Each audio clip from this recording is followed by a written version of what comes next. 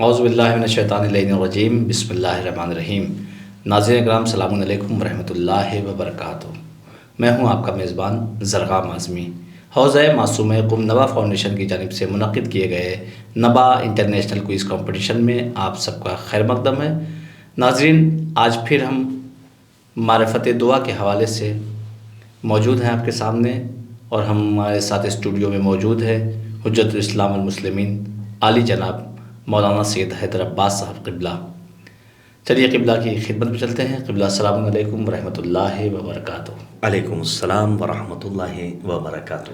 قبلہ، آج کا پہلا سوال ہے کہ قرآن مجید میں کتنی طرح کی دعاؤں کا ذکر ہوا ہے؟ اعوذ باللہ من الشیطان الرجیم، بسم اللہ الرحمن الرحیم، الحمد للہ والصلاة علی اہلہا۔ اولاً خداوند کریم کا شکر ادا کرتے ہیں کہ ایک بار پھر توفیق نصیب ہوئی کہ آپ کے ناظرین کے سامنے حاضر ہوا جائے اور معرفت دعا جیسے اہم عنوان پر کچھ دیر گفتگو کی جائے۔ جو آپ کا پہلا سوال ہے نہایت اہمیت کا حامل ہے اور نہایت حسین سوال ہے۔ قرآن مجید جو اللہ کی عظیم ترین کتاب ہے اور منشور حیات ہے، کتاب قانون ہے، دستور زندگی ہے، قلب پیغمبر پر یہ قرآن نازل ہوا ہے۔ نزل بہ الروح الامین علی قلبک۔ ماہ مبارک رمضان ماہ نزول قرآن ہے۔ اللہ ہم سب کو قرآن مجید سمجھ کر پڑھنے کی توفیق عطا فرمائے۔ جب ہم قرآن مجید کو بغور پڑھتے ہیں تو ہمیں یہ معلوم ہوتا ہے کہ اللہ کی کتاب قرآن مجید میں دعا کے لیے 3 طرح کے صیغے استعمال ہوئے ہیں، یا یوں کہا جائے کہ 3 طرح کی دعاؤں کا تذکرہ قرآن مجید میں ملتا ہے۔ ایک دعا تو وہ ہے جو انسان خود اپنے لیے خدا کی بارگاہ میں طلب کرتا ہے۔ ایک دعا وہ ہے جو انسان دوسروں کے لیے خدا کی بارگاہ میں طلب کرتا ہے۔ اور تیسرا صیغہ یا تیسری دعا کا جو تصور قرآن نے پیش کیا وہ کیا ہے؟ چند افراد مل کر کے تمام مؤمنین کے لیے دعا کرتے ہیں۔ میں قرآنی شواہد پیش کرنا چاہتا ہوں، ناظرین سے گزارش کروں گا اور آپ کے تمام ویورز سے کہ وہ آیات کا ایڈریس نوٹ کر لیں۔ مثال کے طور پر سورہ مبارکہ طٰہٰ آیت نمبر 25 سے آیت نمبر 28 تک آپ جب دیکھیے گا تو ایک دعا ہے، رب اشرح لی صدری ویسر لی امری واحلل عقدۃ من لسانی ویفقہوا قولی۔ یہ دعا ہے جو انسان خود اپنے لیے خدا کی بارگاہ میں طلب کر رہا ہے، شرح صدر کا مطالبہ ہے خدا کی بارگاہ میں۔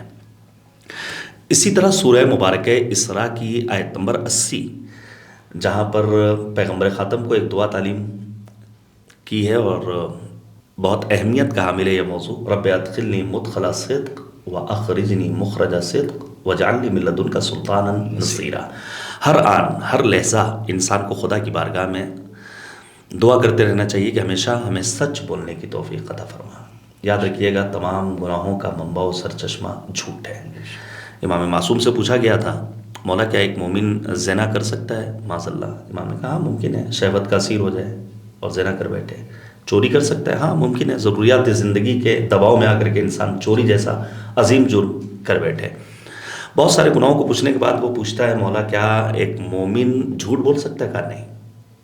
اس لیے ہمیں ہمیشہ خدا کی بارگاہ میں دعا کرتے رہنا چاہیے، خود اپنے لیے، رب ادخلنی مدخل صدق واخرجنی مخرج صدق واجعل لی من لدنک سلطانا نصیرا۔ اسی طرح سورہ مبارکہ انبیاء کی آیت نمبر 89، رب لا تذرنی فردا وانت خیر الوارثین۔ یہ دعا بھی خود اپنی ذات کے لیے خدا کی بارگاہ میں پیش کی جانے والی دعاؤں میں سے ایک دعا ہے۔ سورہ شعراء میں پروردگار عالم نے اعلان کیا، رب ہب لی حکما والحقنی بالصالحین۔ یہ بھی انسان کی دعا ہے خود اپنے لیے۔ یا پھر سورہ مؤمنون آیت نمبر 29، رب انزلنی منزلا مبارکہ۔ تو ایک دعا کا تصور قرآن نے جو پیش کیا وہ کیا ہے کہ انسان خود اپنے لیے خدا کی بارگاہ میں دعا کو پیش کرے۔ دوسری دعا جو انسان خود اپنے لیے نہیں بلکہ دوسروں کے لیے خدا کی بارگاہ میں طلب کرتا ہے، مثال کے طور پر ہمیں اور آپ کو حکم دیا گیا ہے کہ ہم قنوت میں خدا کی بارگاہ میں یہ دعا پیش کریں، رب ارحمہما کما ربیانی صغیرا۔ سورہ اسراء آیت نمبر 24، جہاں ایک بندہ پروردگار اپنے مالک کی بارگاہ میں اپنے والدین کریمین کے سلسلے میں دعا کرتا ہے، پروردگارہ ان دونوں پر اسی طرح رحم فرما جیسے انہوں نے ہماری کمسنی اور بچپنے میں ہم پر رحم کیا ہے۔ اور یہ ایک جملہ آغا بہاؤالدینی کا میں ضرور پیش کرنا چاہوں گا، چونکہ اس دور میں جو شاید شر الازمنہ ہے، بدترین زمانہ یہ ہے جس میں ہم اور آپ سانسیں لے رہے ہیں۔ چونکہ اس معاشرے میں اور آج کے اس دور میں بہت سارے گناہ ایسے ہیں جو گناہ نظر ہی نہیں آتے، جیسے حرام کھانا، جیسے گالی بکنا۔ انہی چیزوں میں ایک ہے والدین کی نافرمانی۔ ہمیں اور آپ کو ہمیشہ والدین کا تابع مطیع فرما بردار بننا ہے۔ آغا بہاؤالدینی کا ایک جملہ ہے کہ جب میں کسی کو ترقی کرتے ہوئے دیکھتا ہوں تو سمجھ جاتا ہوں کہ اس کے ماں باپ کی دعائیں اس کے شامل حال ہیں، اور جب کوئی تنزلی کا شکار ہوتا ہے تو گویا ماں باپ کی بد دعائیں اس کے شامل حال ہوتی ہیں۔ ہمیں وہ کرنا ہے جس کے سبب ہمارے ماں باپ کی دعائیں ہمارے شامل حال ہوں۔ یا پھر سورہ غافر کی آیت نمبر 7 سے 9 پڑھیے، جہاں انسان اپنے لیے نہیں دعا کر رہا ہے بلکہ دوسروں کے لیے دعا کر رہا ہے۔ میں یہ گزارش کروں گا جب آپ فہرست دیکھیے گا قرآن مجید کے سوروں کی تو ہو سکتا ہے آپ کو سورہ غافر نظر نہ آئے۔ سورہ غافر کا ہی دوسرا نام سورہ مومن ہے۔ پھر تیسری دعا جہاں کچھ لوگ مل کر کے دعا کرتے ہیں تمام مؤمنین کے لیے، جیسے سورہ مبارکہ حمد، اہدنا الصراط المستقیم صراط الذین انعمت علیہم غیر المغضوب علیہم ولا الضالین، یا سورہ مبارکہ بقرہ کی آیت نمبر 127 ربنا تقبل منا انک انت السمیع العلیم۔ ہر آن ہمیں اور آپ کو خدا کی بارگاہ میں یہ دعا کرتے رہنا چاہیے، یعنی کہ ہم نے مسجد میں افطاری بھیج دیا اب ہمارا سینہ چوڑا ہو جائے کہ ہم نے اپنا فرض ادا کر دیا ہے، ہم نے فرش غم بچھا لیا ہمارا کام ہو گیا ہے، ہم نے نماز پڑھ لی، نہیں۔ ہر عمل کو انجام دینے کے بعد ہمیں کیا کہنا ہے؟ ربنا تقبل منا انک انت السمیع العلیم، یا سورہ بقرہ کی ہی آیت نمبر 250 ربنا افرغ علینا صبرا وثبت اقدامنا، یا پھر سورہ بقرہ کی آیت نمبر 201، یہ بہت اہم دعا ہے، ربنا آتنا فی الدنیا حسنہ وفی الآخرۃ حسنہ وقنا عذاب النار۔ میں جلدی سے ایک حکایت پیش کروں، تاریخ نے نقل کیا ہے۔ نبی آدم مسجد میں ہے اور صف نماز مرتب ہو چکی ہے، پہلی صف میں ایک جوان ہے۔ پیغمبر نے خطبہ ارشاد فرمایا، عذاب جہنم کا تذکرہ کیا۔ ایک جوان جو خطبہ سننے کے بعد خدا کی بارگاہ میں عرض کرتا ہے، پروردگارا میرے اندر اتنی طاقت نہیں ہے میں تیرے عذاب کو برداشت کر سکوں، مجھے اسی دنیا میں جو سزا دینا ہو دے دے، موت دینا ہو موت دے دے، بیمار کرنا ہو بیمار کر دے، آخرت میں مجھے تیری سزا برداشت نہیں۔ اب لکھا ہے علماء نے کہ آئندہ روز نبی آدم نے کیا دیکھا کہ صف نماز میں وہ جوان نظر نہیں آتا۔ پیغمبر نے لوگوں سے پوچھا وہ جوان نہیں دکھ رہا ہے، کسی نے بتایا یا رسول اللہ وہ تو مریض ہے۔ نبی آدم اس کی عیادت کے لیے پہنچے، کہا کل تک تو ٹھیک تھے، یہ اچانک کیا ہو گیا؟ وہ کہتا ہے یا رسول اللہ جب آپ نے خطبہ ارشاد فرمایا، عذاب کا تذکرہ کیا، تو میں نے خدا کی بارگاہ میں یہ عرض کیا تھا، پروردگارا میرے بدن میں اتنی طاقت نہیں ہے کہ میں تیرے عذاب کو برداشت کر سکوں، دنیا میں جو سزا دینی ہو دے دے، موت دے دے، بیمار کر دے۔ اس موقع پر نبی آدم نے کہا کیا تو نے خدا کو بخیل سمجھ رکھا ہے؟ اگر تجھے خدا کی بارگاہ میں طلب کرنا ہے تو دعا کر ربنا آتنا فی الدنیا حسنہ وفی الآخرۃ حسنہ وقنا عذاب النار، یا پھر سورہ مبارکہ آل عمران کی آیت نمبر 8 ربنا لا تزغ قلوبنا بعد اذ ہدیتنا وہب لنا من لدنک۔ میں چند ایک آیات کا ریفرنس دے رہا ہوں، سورہ اعراف آیت نمبر 126، سورہ مؤمنون آیت نمبر 109، سورہ مبارکہ فرقان آیت نمبر 65، سورہ آل عمران آیت نمبر 193، 194 وغیرہ کی بھی تلاوت کی جائے تو اس سے اندازہ ہوگا کہ ان دعاؤں کا تصور قرآن مجید نے پیش کیا ہے۔ بے شک، جزاک اللہ قبلہ۔ قبلہ یہ بتائیں کس وجہ سے، کیا وجوہات ہوتی ہیں کہ انسان بارہا دعا کرتا رہتا ہے پروردگار کی بارگاہ میں لیکن اس کی دعا قبول نہیں ہوتی؟ جی ہاں، یہ ایک اہم سوال ہے۔ بعض گناہ ایسے ہوتے ہیں جن گناہوں کے سبب باب استجابت تک ہماری دعائیں نہیں پہنچ پاتی ہیں۔ بے شک، حدیث ہے الذنوب التی ترد دعا، وہ گناہ جن کے سبب انسان کی دعائیں قبول نہیں ہوتی ہیں۔ پہلی چیز کیا ہے؟ سوء النیہ، انسان کی نیت میں کھوٹ پایا جائے۔ دیکھیے ہمارے تمام اعمال کا انحصار نیتوں پر، انما الاعمال بالنیات، اس لیے کہا گیا ہے، جب پیغمبر سے پوچھا گیا سب سے بڑا بدعقل انسان کون ہے تو کیا جواب دیا؟ جو دوسروں کو دکھانے کے لیے کسی کام کو انجام دے۔ ہمیں جو بھی کرنا ہے وہ خالصتاً لوجہ اللہ، رضائے پروردگار کے حصول کے لیے۔ اسی لیے اور روزے کو پروردگار عالم نے خود اپنی ذات سے مخصوص قرار دیا اور کہا میں ہی اس کی جزا ہوں، میں ہی اس کی جزا دینے والا ہوں۔ چونکہ تمام تر امکانات فراہم ہوتے ہیں، چائے پانی کے سامان اور امکانات اور ناشتہ اور کھانا اور پانی، انسان کو بھوک لگی پیاس لگی لیکن اس کے باوجود انسان اپنے آپ کو روکے رکھتا ہے۔ کیوں؟ اللہ کی رضا کے لیے۔ ہماری نیتوں میں خلوص پایا جانا چاہیے۔ یاد رکھیے گا صحابی پیغمبر جناب ابو ذر غفاری، کیا عظیم شخصیت ہے، ایمان کے 9ویں درجے پر فائز ابو ذر، جن کے لیے پیغمبر نے فرمایا تھا ابو ذر صدیق ہذہ الامہ، اس امت کے صدیق ابو ذر ہے۔ نبی اکرم کی ایک وصیت ہے اور اس ایک وصیت میں پیغمبر اکرم نے بہت سارے جملوں سے پہلے ابوذر کا نام لیا، 150 مرتبہ اس وصیت میں جناب ابوذر کا نام ہے، یا ابذر یا ابذر یا ابذر۔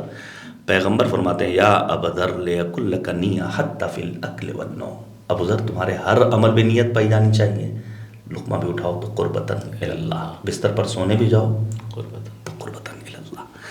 دوسری چیز جو گناہ کے طور پر پائی جاتی ہے اور جس کے سبب ہماری دعائیں قبول نہیں ہوتی، وہ ہے خبث السریرہ۔ دیکھیے انسان کا ظاہر مینٹین رہنا چاہیے، مذہب نے بھی تاکید کی ہے۔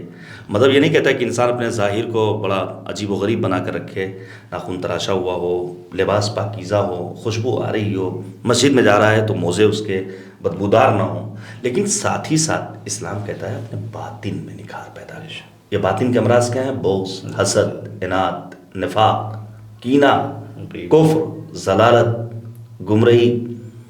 جب انسان کا باطن پاکیزہ ہوتا ہے تو پروردگار عالم اپنے بندے کی دعا کو قبول کر لیتا ہے۔ یا پھر والنفاق مع الاخوان، اپنے بھائیوں کے ساتھ منافقت کرنا، سامنے رہیں گے کیا کہنا، آپ سے اچھی گفتگو کوئی نہیں کرتا ہے، اور پھر بعد میں چمی گوئیاں۔ یاد رکھیے گا منافقین قرآن مجید میں، پورے قرآن مجید میں 300 مرتبہ کلمہ منافق آیا ہے، حتیٰ ایک سورہ ہے منافقون کے نام سے، سورہ منافقون۔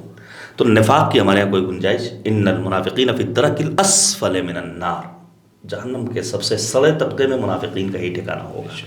پھر وترک التصدیق بالاجابہ، انسان پہلے ہی سمن بنا لے کہ اللہ تو ہماری سنتا نہیں ہے، معاذ اللہ، تب بھی دعا قبول ہونے والی نہیں ہے۔ بلکہ انسان کو یہ یقین ہونا چاہیے کہ ہم اگر اللہ کی بارگاہ میں اپنے دست سوال کو دراز کر رہے ہیں تو اللہ ہماری دعاؤں کو قبول کرنے والا ہے۔ پھر کیا ہے؟ وَتَأْخِيرِ الصَّلَوَاتِ الْمَفْرُوضَاتِ حَتَّى تَذْهَبَ أَوْقَاتُهَا، انسان واجب نمازوں کو دیر سے پڑھے یہاں تک کہ وقت ضائع ہو جائے۔ ہمارے ہوتا ہے نا ٹال مٹول کرتے ہیں ہم، کبھی پڑھ لیں گے، اب وقت ہوتا تو میں بیان کرتا۔ قیامت کے ناموں میں ایک نام ہے یوم التناد۔ کیا مطلب؟ یعنی جس دن ندائیں دی جائیں گی۔ 6 طرح کی نداؤں کا قرآن نے تذکرہ کیا ہے۔ ایک ندا وہ ہے جہاں بہشتی حضرات جہنمیوں کو خطاب کریں گے، ما سلککم فی سقر، کیوں آئے ہو جہنم کے اس بدترین طبقے میں؟ تو ان کا جواب کیا ہوگا؟ چند ایک جوابات، اس میں ایک جواب کیا ہوگا؟ لم نکو من المصلین، ہم نماز نہیں پڑھتے تھے۔ شیعہ اگر ہو تم تو عمل شاندار ہو، دنیا نہ یہ کہے کہ فقط سوگوار ہو، مسجد بھی خوش ہو اور عزا بھی نثار ہو، فرش عزا پہ عابد شب زندہ دار ہو، ماتم کے ساتھ ساتھ نمازیں ادا کرو، سرور کا غم ملا ہے تو شکر خدا کرو۔ نماز بر وقت پڑھنا چاہیے۔ پھر وترک تقرب اللہ عز وجل بالبر والصدقہ، نیکی کے ذریعے، صدقہ و خیرات کے ذریعے تقرب اللہ کی منزلوں کو انسان چھوڑ دے تو اس کی دعا قبول نہیں ہوتی ہے۔ ماہ رمضان جس کے لیے خطبہ شعبانیہ میں نبی اعظم نے فرمایا تھا تصدقوا علی فقرائکم، اپنے فقیروں کا خیال رکھو، مسکینوں کا خیال رکھو، واستعمال البذاء والفحش فی القول، بات بات پر گالی بکنا۔ آپ کو حیرت ہوگی زرغام صاحب، ایک جوان کے بارے میں اس کے گھر والوں نے شکایت کی کہ یہ جب دیکھو تو گالی بکتا ہے، ماں سے گالی سے بات کرتا ہے، بیوی سے، بچوں سے، بھائی بہن سے، اعزاء اقرباء، اہل محلہ سے۔ تو اس کو طلب کر لیا، بھائی کیا بات ہے؟ تو اس کا جواب سنیے گا آپ، کہتا ہے مولانا بات میں وزن پیدا کرنے کے لیے گالی بکنی پڑتی ہے۔ یاد رکھیے گا جب انسان گالی بکتا ہے تو کبھی بھی اس کی دعائیں قبول، اس کو جنت تو دور کی بات ہے، جنت کی خوشبو بھی نصیب ہونے والی نہیں ہے۔ اسی طرح کبھی کبھی ہم سوچتے ہیں ہمارے رشتہ داروں کا کیا ہے، ہم سب سے کٹ کے رہیں گے، ہم سب سے کٹ کے رہیں گے۔ ہمیں ہوتا ہے نا ذرا سا جیب میں پیسے آ جاتے ہیں اور اماں ایڈمٹ ہوئی، باپ ایڈمٹ ہوا، نہیں، ہمیں ہمارے رشتہ داروں کی کوئی ضرورت نہیں ہے۔ اب روایت سنیے، امیر کائنات امیر المومنین حضرت علی بن ابی طالب علیہ الصلوۃ والسلام فرماتے ہیں کہ میں نے کہا خدایا مجھے کسی کا محتاج نہ بنانا۔ نبی آدم کے کانوں میں جب یہ فقرہ پہنچا تو پیغمبر خاتم صلی اللہ علیہ وآلہ وسلم نے فرمایا اے علی ایسا نہ کہو، اس لیے کہ کوئی ایسا نہیں جو کسی کا محتاج نہ ہو۔ میں نے کہا پھر کیا کہوں؟ مولا کائنات نے سوال کیا پھر کیا کہا جائے؟ اس موقع پر نبی آدم نے فرمایا کہو خدایا مجھے برے لوگوں کا محتاج نہ بنانا۔ ظاہر ہے یہ وہ گناہ ہیں جن کے سبب انسان کی دعائیں کبھی بھی خدا کی بارگاہ تک نہیں پہنچتی ہیں۔ بے شک جزاک اللہ۔ قبلہ ہر چیز کا علاج ہوتا ہے، اب یہ بتائیں کہ گناہوں کا کیا علاج ہے؟ بہت اچھی بات آپ کے ذہن میں آئی ہے۔ دیکھیے یاد رکھیے گا ہمارے مذہب نے صرف امراض کا تذکرہ نہیں کیا ہے بلکہ اس کے علاج کا بھی تذکرہ کیا ہے۔ ہر مرض کا علاج مذہب نے بیان کیا ہے۔ گناہ ہم سے سرزد ہو سکتا ہے اور کوشش ہونی چاہیے ہم گناہوں سے محفوظ رہیں، لیکن گناہ کے بعد مذہب نے کہا استغفار کرو، تو کیا توبہ کا مطلب گال تب دبا لینا، کان میٹ لینا؟ نہیں، گناہوں کا علاج ہے استغفار، خدا کی بارگاہ میں صدق دل سے عزم مصمم لے کر پہنچنا کہ اب تو گناہ ہو گیا لیکن آئندہ اس قسم کے گناہ کا ارتکاب نہیں کروں گا۔ آپ ذرا سا جناب یونس کے بارے میں پڑھیے، شکم ماہی میں ہیں تو آپ نے 3 کام انجام دیے تھے جس کے سبب نجات ملی۔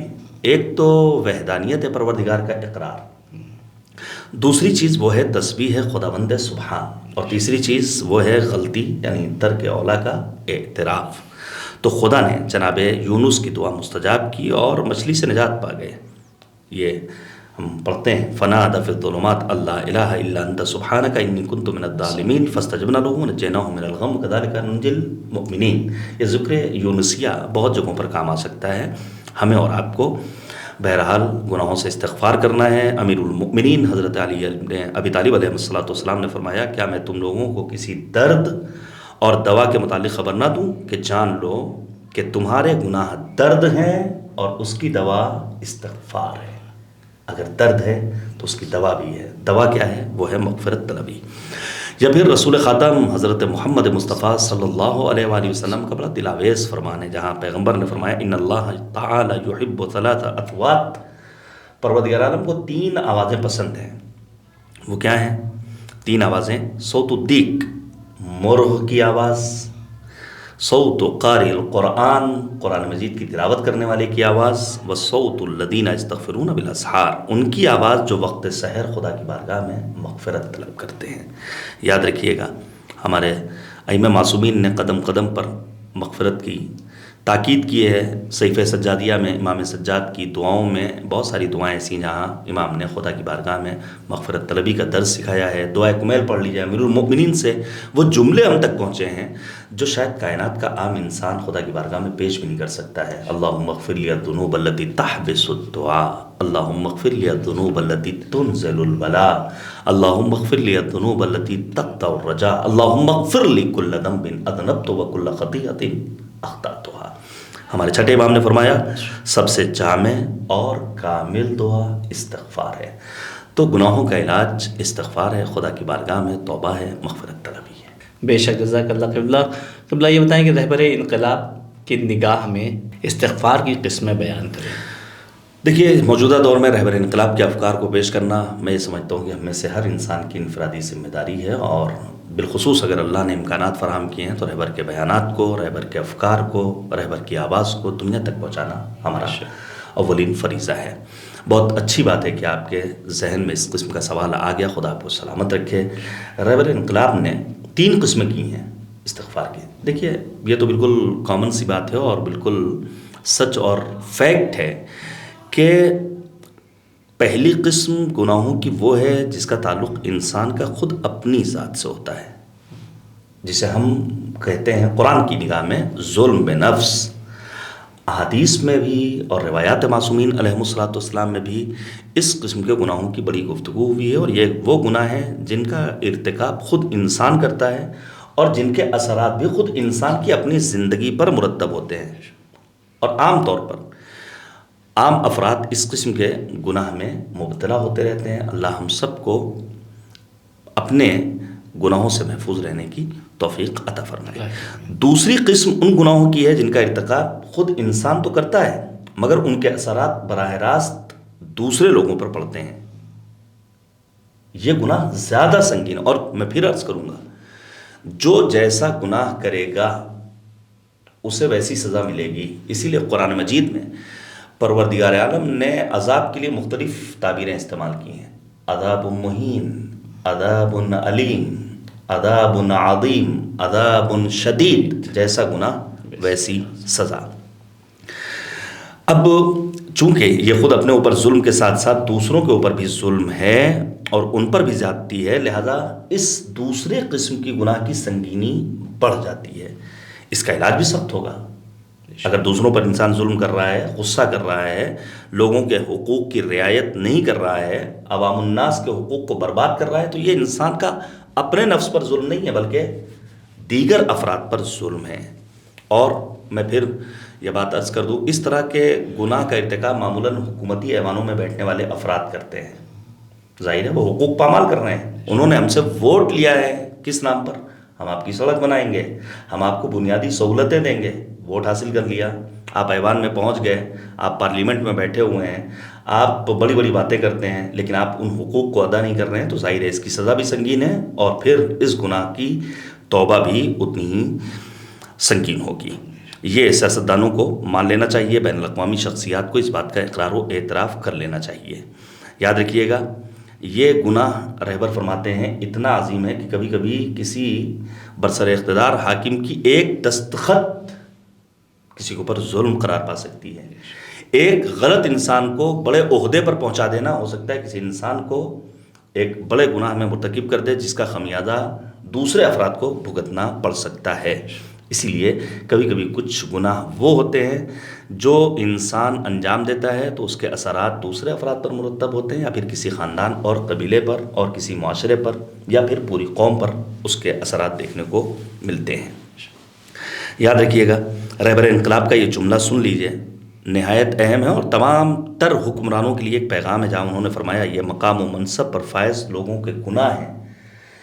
پھر رہبر فرماتے ہیں عام طور پر عوام الناس کے گناہ اس جیسے نہیں ہوتے ہیں, اگر ہوں بھی تو اس کا دائرہ اور دائرۂ تاثیر دونوں بہت محدود.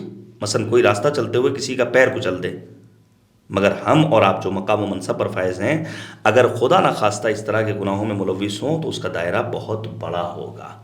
جبکہ میں نے عرض کیا کہ ایک ہماری دستخط, ایک ہمارا حکم, ہماری گفتگو کا ایک کلمہ, ہمارا ایک فیصلہ, فیصلوں کی جگہ ہماری ایک نشست و برخاست براہ راست لوگوں کو, جماعتوں کو, قوموں کو تباہ و برباد کر سکتی ہے. گناہوں کی اس دوسری قسم کے لیے ویسے ہی استغفار کی ضرورت ہے جیسے گناہ ہیں.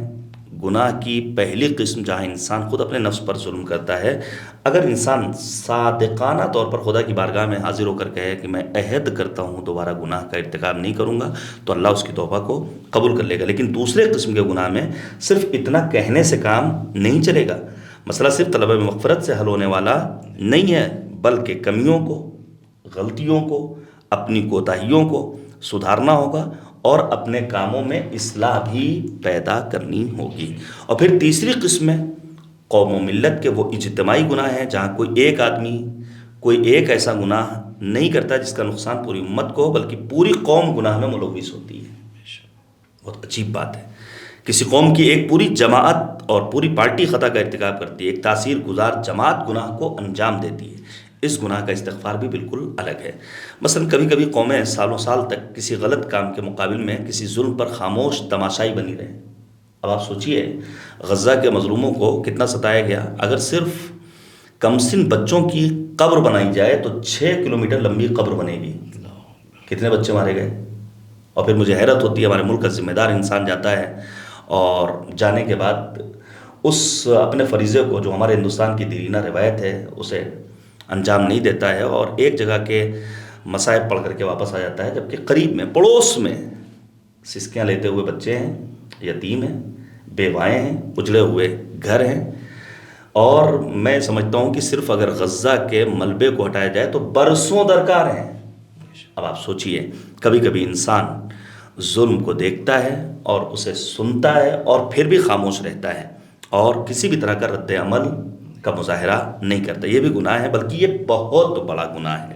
اور ایسے ہی گناہوں کے سلسلے میں قرآن نے آواز دی, ان اللہ لا یغیر ما بقوم حتی یغیر ما بانفسہم. کسی بھی قوم میں اس وقت تک تبدیلی نہیں آ سکتی جب تک وہ اپنے آپ کو تبدیل کرنے کے لیے عزم مصمم نہ کر لے. یہ گناہ وہ ہے جس کے سبب بڑی بڑی نعمتیں اللہ واپس لے لیتا ہے, چھین لیتا ہے. ورنہ اللہ نے اتنی نعمتیں دی ہیں, قرآن کہتا ہے ان تعدوا نعمت اللہ لا تحصوها. اللہ کی نعمتیں قابل شمارش نہیں ہیں.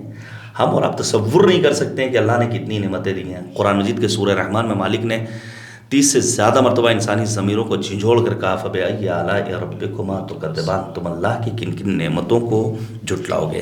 یاد رکھیے گا یہ وہ گناہ ہیں جن کی وجہ سے گناہ گار امتوں, قوموں اور جماعتوں پر مصیبتیں نازل ہوتی ہیں, اور ان کا بڑا طبقہ گناہ میں مبتلا نہیں ہوتا ہے، لیکن واتقوا فتنة لا تصیبن الذین ظلموا منکم خاصہ، لیکن سزا عذاب صرف گناہوں میں ملوث ظالمین تک محدود نہیں رہتا ہے، بلکہ اس کا شکار عام لوگ بھی ہوتے ہیں، کیونکہ گناہوں کا ارتکاب عمومی ہوتا ہے، چاہے تمام تر افراد براہ راست گناہ میں شامل نہ ہو رہے ہوں، لیکن ان کی خاموشی، ان کا سکوت، ان کا کسی رد عمل کا مظاہرہ نہ کرنا انہیں بھی گناہ کے چپیٹ میں لے لیتا ہے۔